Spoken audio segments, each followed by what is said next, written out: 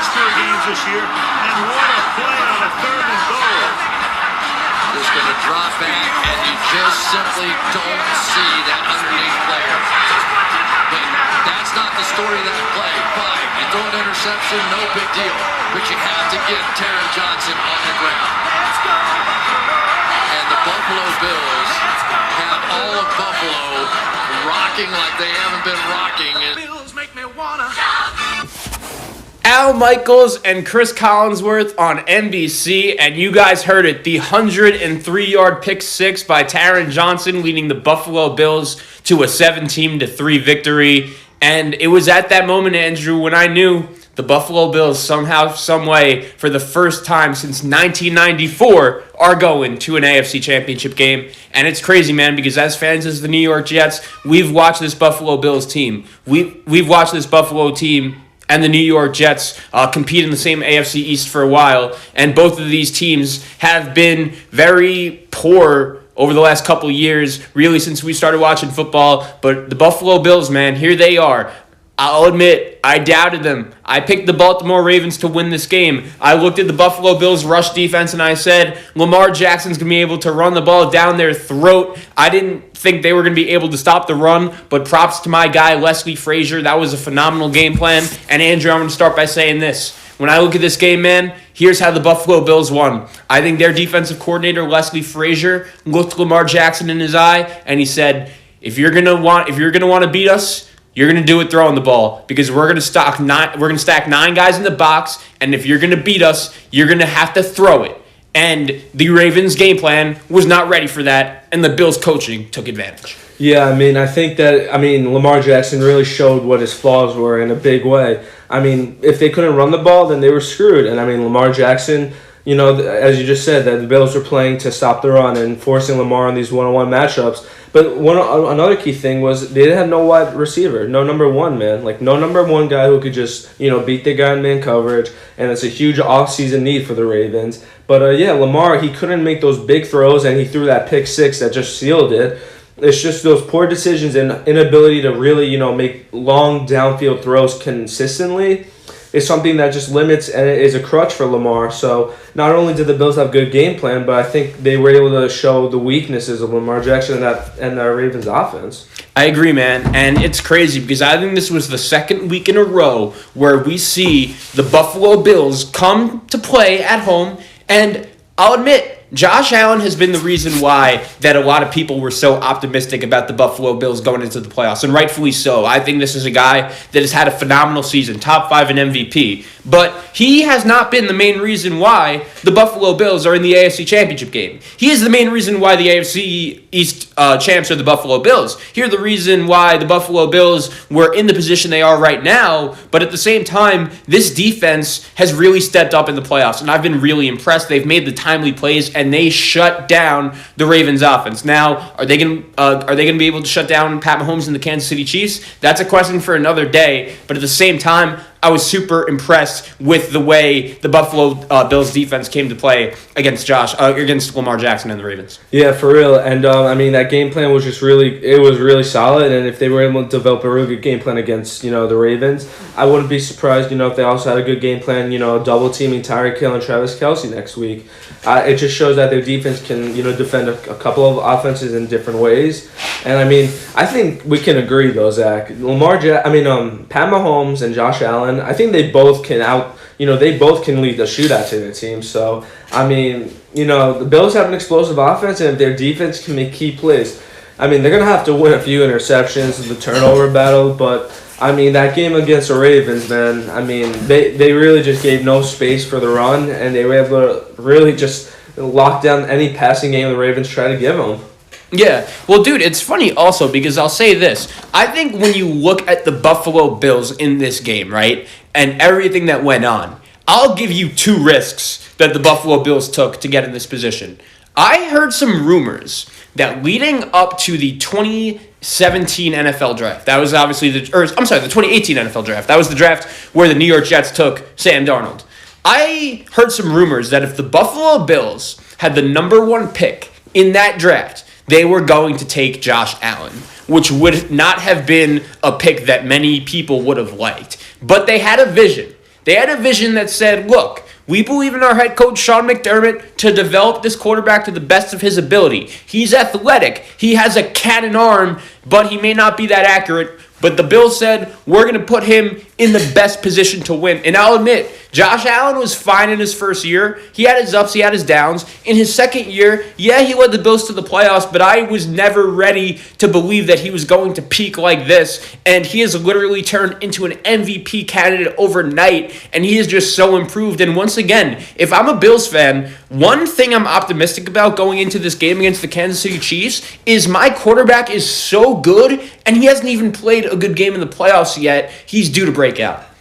Yeah, I mean, look, the weapons on the Bills' offense are just really freaking, like, they're just A-grade. And, I mean, that scheme, Brian Dable, I'm surprised he didn't get a head coaching job, but, I mean, it's great. Dude, I got to be honest. I think it's just because they're still winning. You're not allowed to hire a head coach until, they're eliminated, and the Bills keep on winning. So Josh Allen is doing himself some favors in that aspect.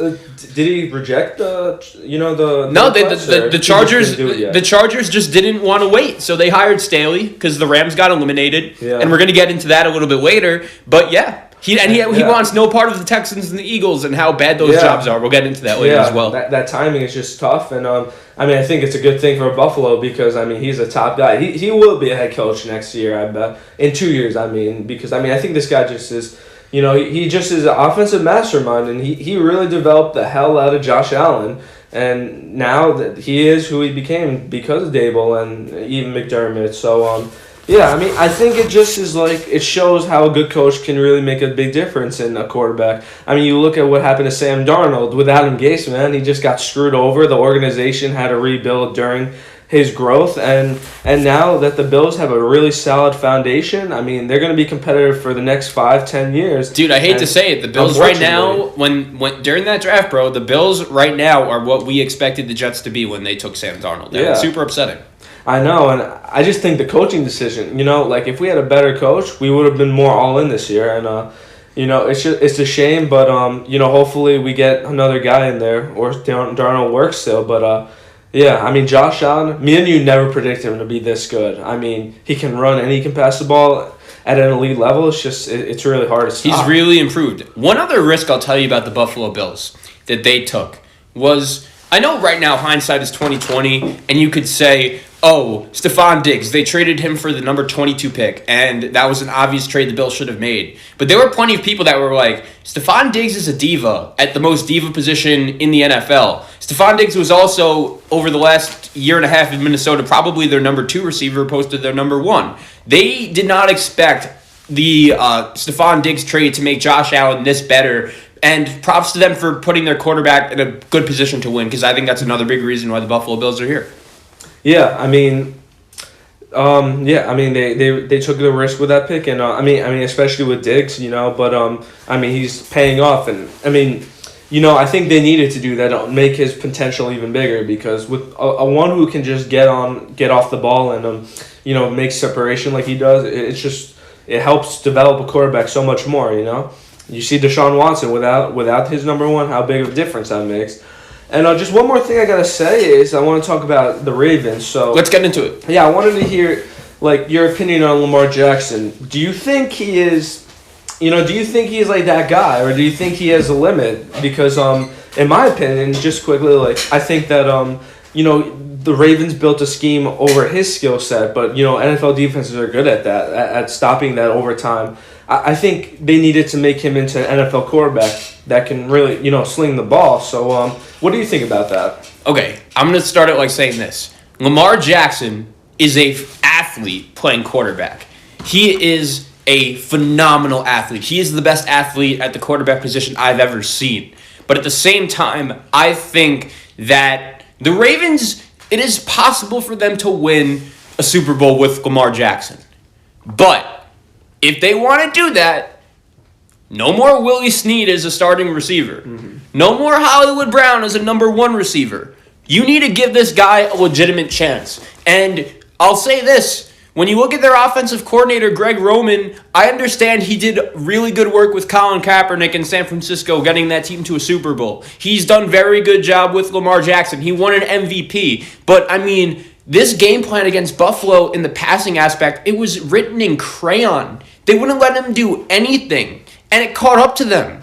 And that's the problem. You could win a Super Bowl with Lamar Jackson, but you got to put him in a better position to win.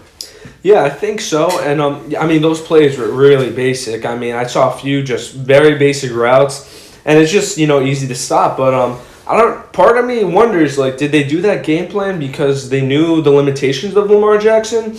If that's the case, then that's a lot of red flags. But, I mean, I'm surprised because, like, why such conservative pass plays, Like, is it because that was his game plan? Or is that because they think, like, Lamar can't make those throws in the wind in Buffalo when it's really hard to make those passes, I agree 100%, dude. And I think that is going to be a question the Ravens are ultimately going to have to answer. But here's a question for you, my man. Lamar Jackson, I think he deserves to get paid, man. He's won a lot of regular season games. As bad as this playoff performance was, he's won a lot of regular season games. He's won an MVP, dude. Like, there's no denying his talent. So if I'm the Ravens, I think you have to commit to him as your quarterback of your future. And he deserves it.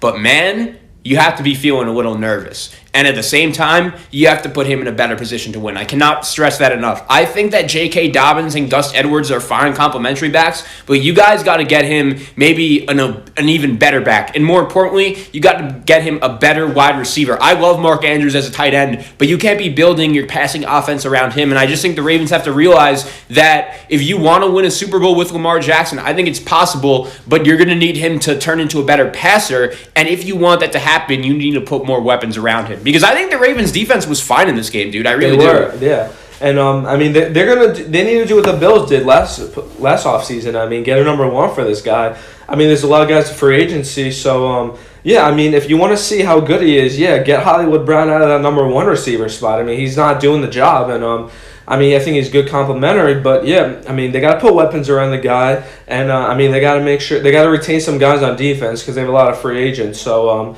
I mean, that's going to be big for them as well. But yeah, I think we'll really see how good Lamar is if you put a weapon around him, and hopefully the Ravens do that next year.